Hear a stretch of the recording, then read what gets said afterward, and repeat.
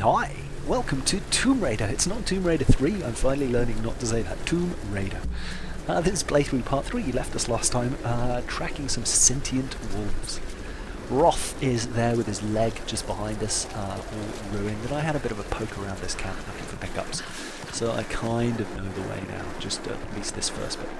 I didn't expect to be able to get all the way up onto this roof though, so I'm kind of happy about that.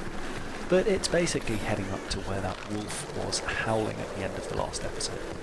And then I had a bit, this is all new for me here, so I'm having a bit of a poke around, and I use my survival instincts, the tracking vision thing, quite a lot. And there is a document. Hurrah! So, document found.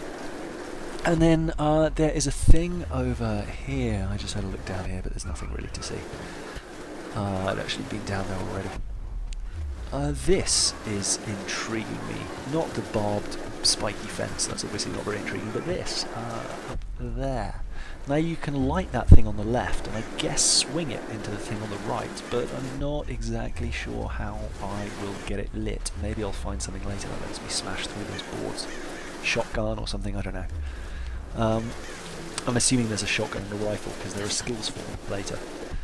But heading up here, I was just having a poke around and kind of exploring to see what there was to see. Answer, not a great deal. And then onto this plane which has crashed and provides a very handy way up the mountain. And that time my grab button worked, so that was nice. The skills that we learned at the beginning finally came useful. Ah, lightning strike! But then it's around here there's not much to see except a bit of salvage, and I'm filling up on salvage pretty quickly. I thought I'd better get a light. And then over here, that's like a seesaw, so you've got to do a kind of a flying leap there and another grab to pull yourself up. And then it's along here. And we're pretty much where we need to be, but I, as you may know, never like to go the way I'm told. So I went and explored the rest of the area, and there's a little cave down here, which turns out to be a tomb. Inaccessible tomb. Climbing equipment required. So I was like, oh, okay, when are we going to get climbing equipment? That's probably ages away.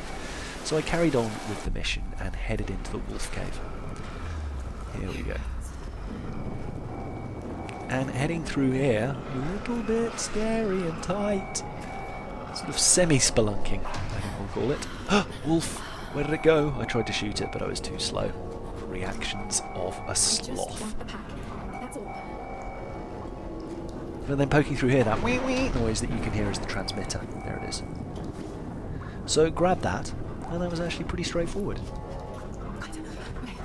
And then time to head out. I just wanted to make sure there was nothing else in the cave, but then wolf attack! But it's just a quick time event, so waggle the stick and then mash a couple of buttons. And eventually you pick up an arrow and stab it. A lot. Poor little wolfie.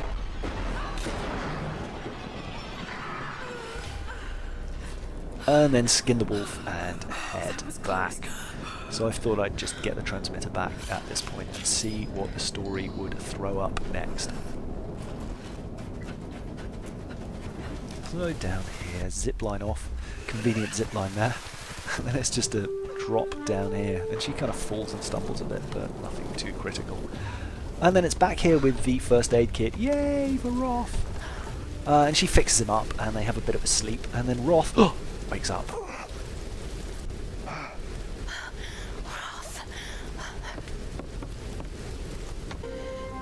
And then there's a touching moment here where they have a bit of a chat, and she's like, "You're a badass, Lara. But you're going to need to climb up there to set the radio beacon." And here's a climbing tool. Oh, I thought, climbing tool, that's nice.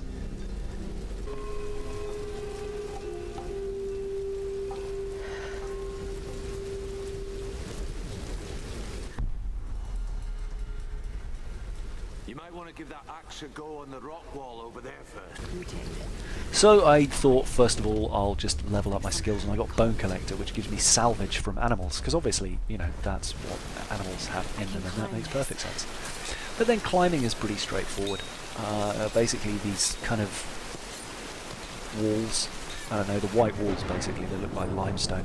You can't jump to the left there. Instead you go around to the right, and it's fairly slow progress, so after this climb speed most of them up pretty considerably. But the first thing I wanted to do was check out the tomb, obviously. So I'll fast forward to that because you've already seen me get up there, and in fact now you've got the climbing tool, you can get up there a little more quickly.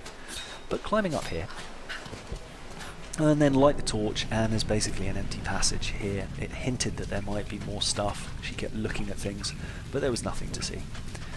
And then through into the Tomb of the Unworthy. Well, not quite yet. There's a base camp first, which is pretty useful. There. Day camp. I guess a day camp is one that you can't fast travel to. That would make sense. And for some reason when you sit down your torch goes out even though there's a fire there. But here we are. And this is actually a pretty easy puzzle. There are those things there that you can set fire to. But obviously we need to work out how to get the fire. This drops down if you leave it too long, so if you're quick you can just jump across. But I ended up jumping off. Here we go. After having a bit of a look around. And then making my way back up. There. Not much to see. There's some arrow, there's a rope there, and I was like, oh, maybe I can shoot the rope. You don't want to shoot the rope. Fortunately you can't. What you can do is push this off, which raises that up. And you can jump over there, and then jump over there, and then light the torch. There we are. And now it's jumping back onto here to light these things to reduce the weight. There we go. And then this thing goes back up, but it still doesn't go quite high enough. So I ran back over and pushed this thing off. There we go. And then jumped back on here, climbed up. And then that's a climbing wall. Took me a couple of goes to work that out. You may have noticed the cut. And then up here to open the tomb. Been built in honor of her priestesses. Incredible.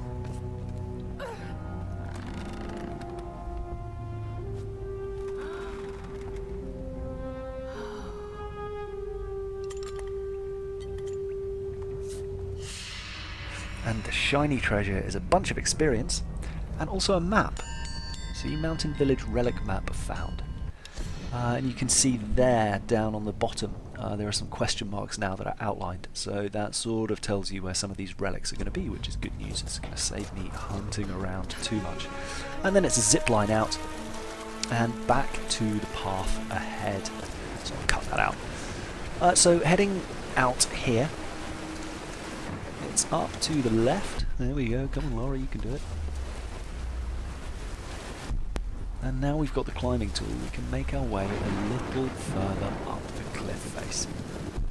And there's some quite fun jumping to do as well, like some flying leaps. So up here, climb, climb, climb.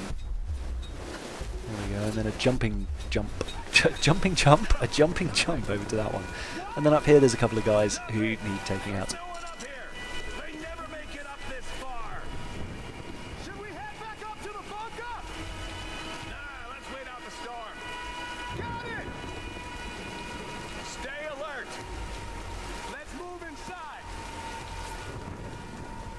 So they never make it up this far, but stay alert.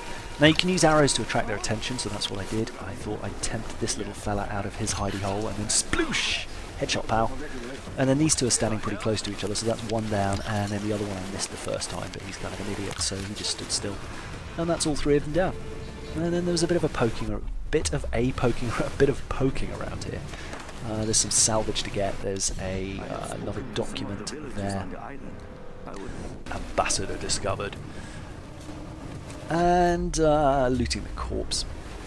Some more arrows, but I'm kind of full on those. It's like last time I said, the number of arrows you get is just ridiculous.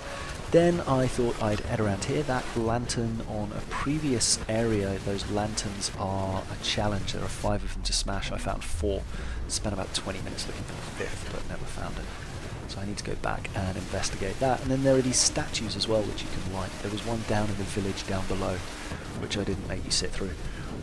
But I'll show you here. There's that. These things tend to drop salvage when you set fire to them, but I'm guessing the ones that are trickier to access will have more interesting things in. But then over here to light this statue. This one's number 2. There's 8 more to find. But it's kind of a big area, so we'll see what happens. And then over here, you can see up there are some eggs on the roof. And here there is treasure. It's pestle and mortar. A kind of mortar and pestle. Probably used for preparing medicinal herbs. Although Lara calls it a pestle for some reason. But you can examine these. I think I showed this with a mask in the last one. And here are the eggs. And when you examine them, you get a bit more experience for uncovering their secrets. Which is kind of a nice touch. And then it's another flying jump onto there, followed by a rapid climb up here, and another leap over there. And then there's a few more guys up here, once we get over here. But this drops away. Whoa, flying leap! There are some nice cinematic moments in this. Yeah, I'm enjoying this a lot, actually. It's my favourite game, I think, since Assassin's Creed. Nothing else. Well, Dead Space, actually. No, that's unfair. Dead Space was amazing. But Far Cry left me a bit cold. Crysis left me very cold. Well, there was XCOM too, I suppose. But I digress. Now, that annoyed me a bit, because I'm standing behind that wall, and yet somehow fire can get through the wall. And he does it again. But not before I've shot him in the head. And then there's two guys left. I think I get one of them. Oh no, do I? I dodge him a little bit and then shoot him there. Throat shot, buddy. And then there's just this guy left here who's lurking behind the wall, and I end up burning a bunch of arrows on him. And he drops his flame, runs away over there, and he gets a bit close for comfort, so I end up just pulling out the gun and having a bit of a frantic close quarters shooting match. But when you loot these guys, you get so much ammo off them. You can see there, 5 bullets I think that was, and then another 1, and so you're never going to run out of bullets. Another lantern. I thought I'd fire that because I wanted to set fire to that thing without having noticed that there's a fire in that barrel just there to the right. Set this up and get some more salvage out of it. But this is, yeah, I'm getting into this game. It's paced nicely. It's kind of a pleasant romp. And as you may know, I enjoy finding collectibles and things like that, so having all those little trinkets and stuff lying around is fun, and it's going to make the island eminently explorable afterwards. So the post-game is going to be quite addictive. But then heading up here we go. And we get to a fire.